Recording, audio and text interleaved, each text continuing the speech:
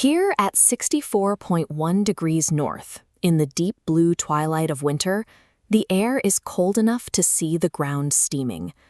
Tradition says that when the Norse settler Ingólfr Arnarson arrived around the year 874, he looked toward the shore and saw thick columns rising into the sky. They were water vapor, boiling out of natural hot springs from the volcanic rock sitting just beneath the surface, condensing white in the freezing subarctic air.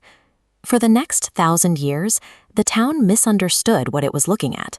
The free heat quietly leaking out of the earth was treated as scenery, while the people living directly above it struggled to stay warm.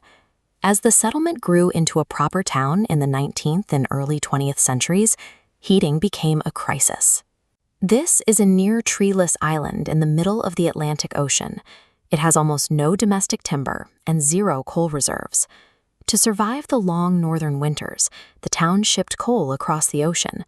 Residents burned it in individual household furnaces, eventually covering the sky above the bay in a thick gray pall of actual coal smoke. The settlement had finally lived up to its name in the worst possible way. A freezing, resource-poor city was trapped relying on imported combustion, setting up a specific systemic problem. How do you keep a whole city warm without burning anything? The solution required discarding the assumption that heat is something a building has to make. Instead of importing fuel to manufacture warmth, the city decided to plumb directly into the heat already steaming right beneath their streets. Engineers drill boreholes through rock to natural aquifers over magma chambers. That hot water is pumped into a municipal network, running under streets directly into house radiators. There is no furnace, fuel, or flue. The cooled water flows back in a continuous, closed-loop cycle. The system's elegance lies in its simplicity. There is no complex machine doing the work. The final achievement was a civic decision to treat warmth as a simple plumbing connection rather than a combustion event. The infrastructure started small. In 1930, the first iteration of this piping system was connected to a single elementary school, the National Hospital, and roughly 60 homes. Decoding a city by understanding the geological rock beneath it is why this channel exists. We explore the hidden logic of the built environment. So if you enjoy this kind of teardown, subscribe and build the atlas with us. The rollout moved slowly until the 1970s, when global oil shocks made every shipped-in barrel of fossil fuel financially ruinous. Facing an economic wall, the city rapidly scaled up its heating network to replace imported oil. A global crisis transformed a localized experiment into a requirement, forever tethering the city's survival directly to its own ground. Today, roughly 99% of the homes in the Reykjavik area get their heat straight from the ground. Across the whole of Iceland, about 90% of all space heating operates this way, and the coal pall is gone. The infrastructure even created its own cultural byproduct.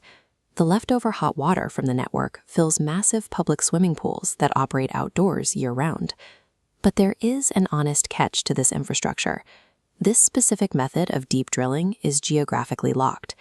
Iceland sits directly astride the mid-Atlantic ridge, making this intense volcanic heat accessible near the surface.